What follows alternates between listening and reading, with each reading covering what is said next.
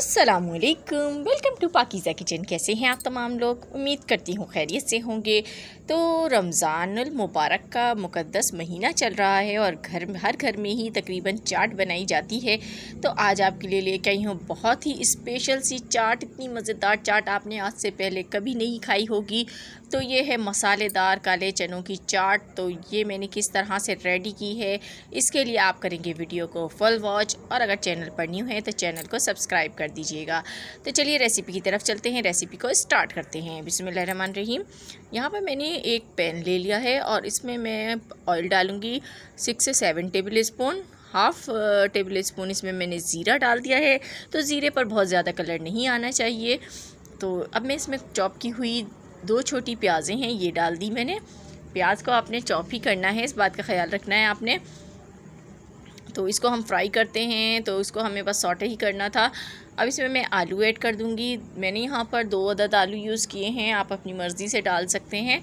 इसको मैंने चकोर पीसेस में कट किया है। तो ये डाल के इसके साथ हम फ्राई करेंगे। अब मैं इसमें नमक ऐड करूँगी 1/2 tablespoon, crush chilli 1/2 tablespoon, हल्दी 1/4 टीस्पून, धनिया पिसा हुआ 1/2 टेबल स्पून। तो ये सारे स्पाइसेस इसमें जाएंगे और इसको हम कर लेंगे मिक्स अच्छी तरह से। और मिक्स करने के बाद हम इसमें छोले ऐड करेंगे। तो छोले मैंने यहाँ पर काले वाले चने हैं, वो मैंने पहले ही बॉईल किए हुए हैं। तो ये देखिए मेरे पास यहाँ पर तकरीबन 1.5 पाव छोले हैं। तो इस ये आप चेक कर सकते हैं कितने अच्छे ये गले हुए हैं। तो आपने थोड़ा सा सोडा डाल के इसको उबाल लेना है, तो इस तरह के बहुत जल्दी गल जाते हैं।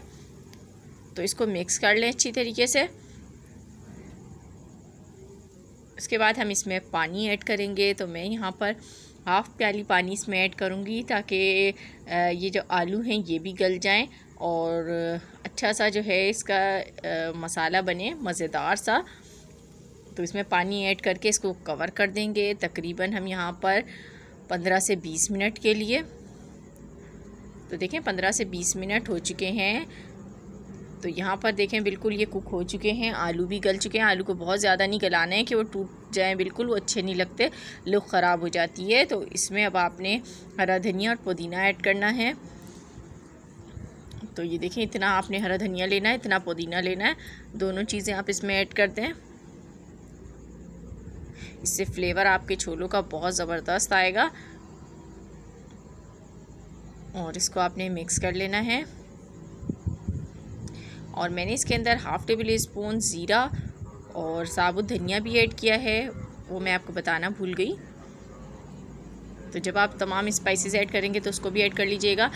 तो यहाँ पर मैंने इसमें इमली का पल्प लास्ट में बिल्कुल ऐड किया है। तो बिल्कुल आपने लास्ट में ऐड करना है और फ्लेम को आपने ऑफ़ कर देना है। और इसके ऊपर हम थोड़ी सी हरी प्याज डालेंगे अभी। तो ये मैंने हरी प्याज भी इस पे ऐड कर दी है। तो ये बहुत ही मज़ेदार से चटपटे मसालेदार छोले बनके बिल्कुल रेडी हो चुके हैं। तो इनको मैं डिश आउट कर लेती हूँ और फिर मैं आपको दिखाती हूँ।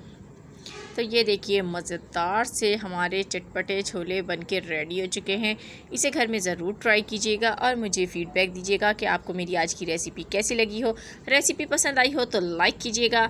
मिलूँगी मैं आपसे नेक्स्ट वीडियो में, तब तक के लिए दीजिए इजाज़त। खुदा हाफिज़।